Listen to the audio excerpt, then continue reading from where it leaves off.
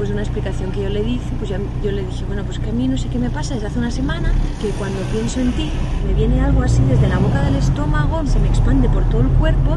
es como una bajada de tensión, una sensación como muy fuerte, muy física. Y entonces el tipo me dijo,